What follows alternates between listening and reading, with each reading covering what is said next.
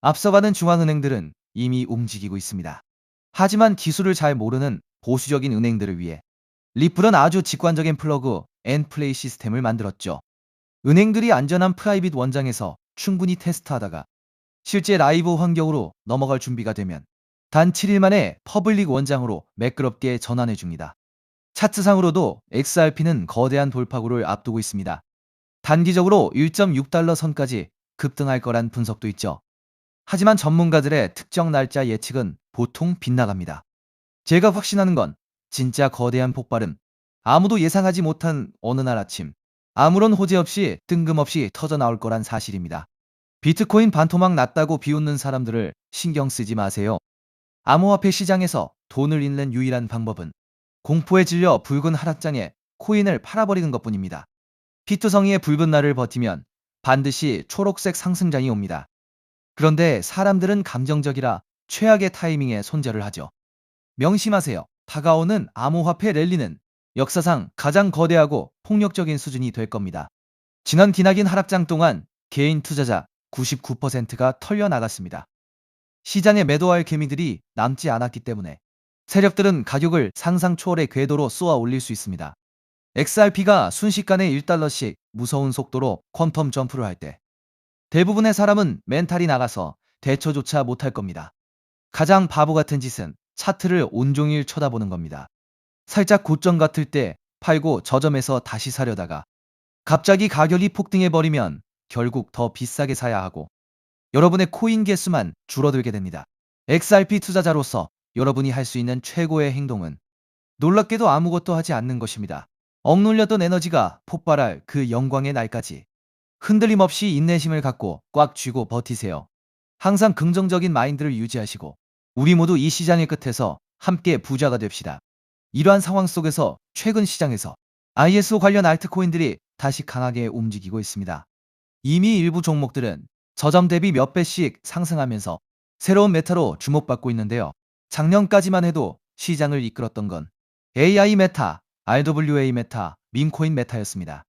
그리고 한동안은 솔라나 생태계, 디피인, 게임파이 같은 테마들이 순환매를 만들기도 했죠. 그런데 2026년에 들어오면서 트럼프 정부의 친암호화폐 정책 기대감이 커지고 미국 금융권과 결제 시스템 쪽에서 디지털 자산과 관련된 움직임이 계속 나오고 있습니다. 그 중에서도 시장이 다시 주목하고 있는 키워드가 바로 ISO 2002입니다. 이미 ISO 2002와 관련된 일부 알트코인들은 단기간에 큰 상승을 보여줬고 투자자들 사이에서는 다음 순환매가 어디로 갈 것이냐라는 관심이 커지고 있습니다. 그럼 도대체 ISO 2002가 무엇이길래 전 세계 금융권과 암호화폐 시장이 이렇게 주목하고 있는 걸까요? 쉽게 설명드리면 ISO 2002는 국제 송금과 결제 과정에서 사용하는 금융 메시지의 표준 규격이라고 볼 수 있습니다. 우리가 해외로 돈을 보낼 때 단순히 돈만 이동하는 게 아닙니다.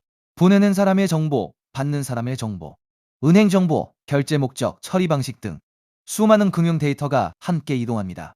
문제는 지금까지 각 나라, 각 은행, 각 금융기관마다 이 데이터를 기록하고 주고받는 방식이 달랐다는 점입니다. 어떤 은행은 A라는 방식으로 정보를 처리하고 다른 은행은 B라는 방식으로 처리합니다. 그러다 보니 국제 송금 과정에서 중간 확인 절차가 많아지고 시간도 오래 걸리고 수수료도 비싸질 수밖에 없었습니다. 우리가 해외 송금을 하면 바로 도착하지 않고 며칠씩 걸리는 경우가 있는 이유도 바로 이런 구조적인 비효율 때문입니다. 그런데 ISO 2002가 자리 잡게 되면 전 세계 금융기관들이 공통된 금융 메시지 표준을 사용하게 됩니다. 쉽게 말해서 각자 다른 언어로 대화하던 은행들이 이제 하나의 공통 언어를 쓰게 되는 겁니다.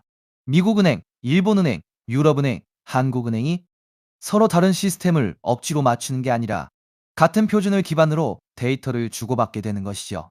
이렇게 되면 국제 결제와 송금은 훨씬 더 빠르고 정확하고 저렴해질 가능성이 커집니다. 바로 이 지점에서 블록체인과 암호화폐 프로젝트들이 주목을 받는 겁니다. 특히 리플 같은 프로젝트는 애초부터 국제 송금과 결제 시장을 겨냥해 만들어졌기 때문에 ISO 2002 흐름과 함께 자주 언급되고 있습니다. 실제로 여러 나라의 중앙은행과 대형 금융기관들은 이미 ISO 2002 전환을 진행하고 있거나 관련 시스템을 도입하고 있습니다. 한국금융권 역시 이 흐름에서 예외가 아닙니다.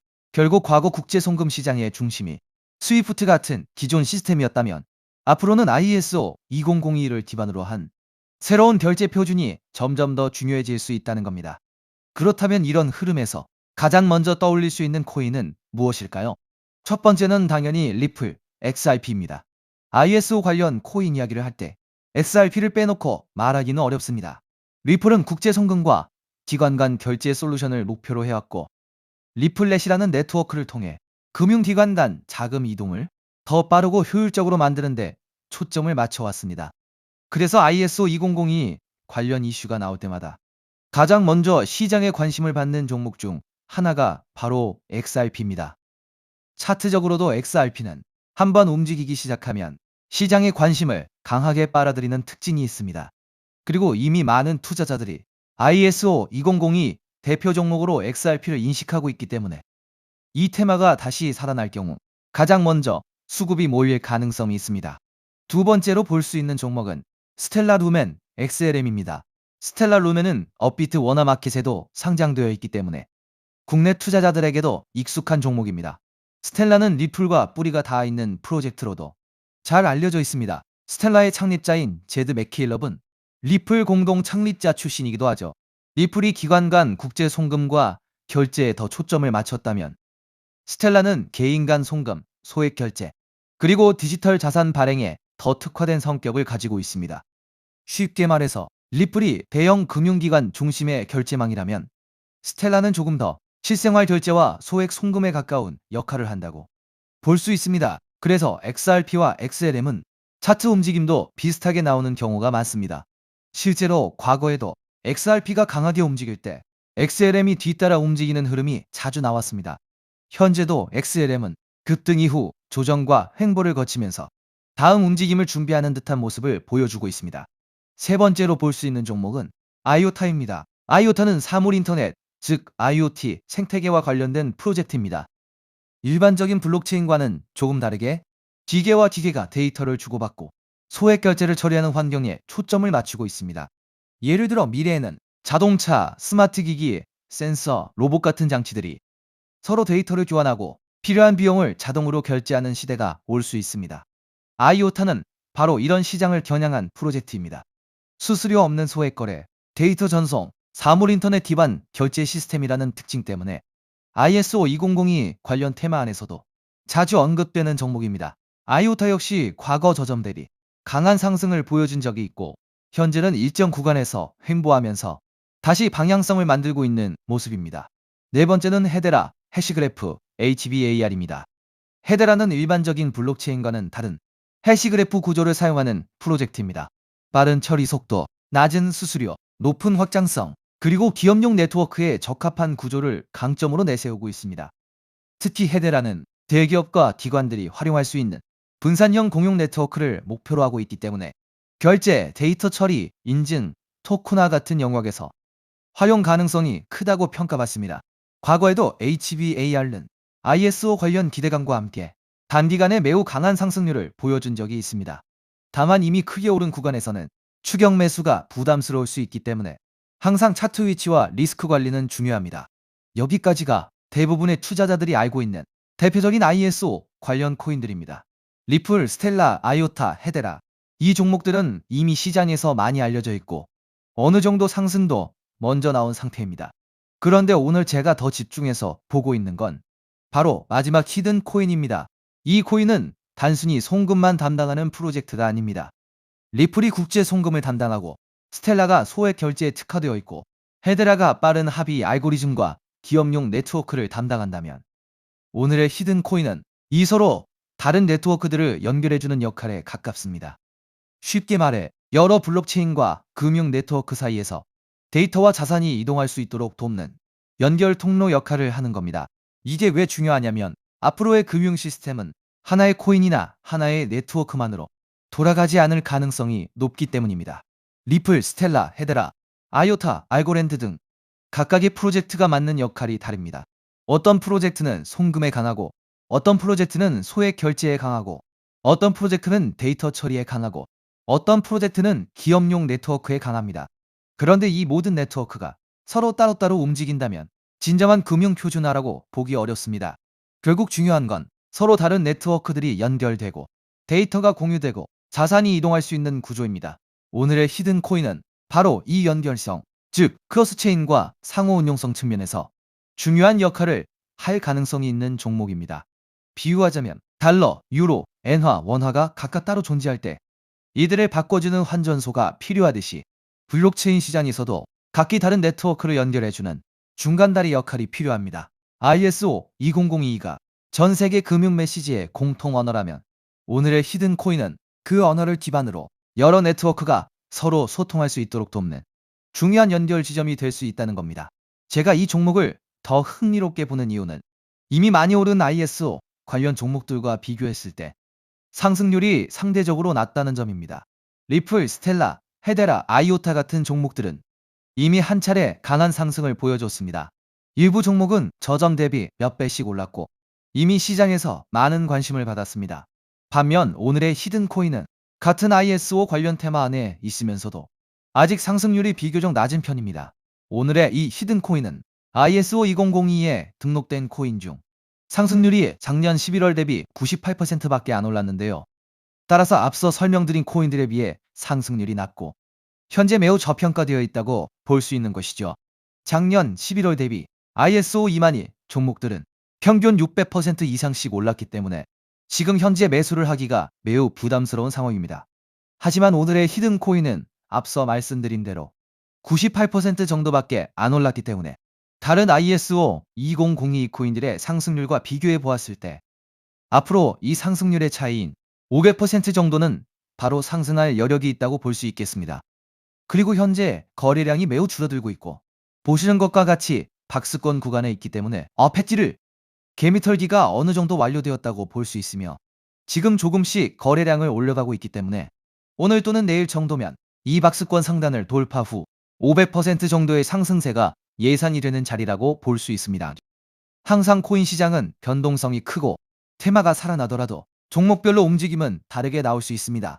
하지만 지금처럼 ISO 2002 국제송금 결제 표준, 크로스체인, 상호 운용성 같은 키워드가 다시 시장에서 관심을 받는 구간이라면 이 히든 코인은 충분히 체크해 볼 만한 가치가 있다고 보고 있습니다.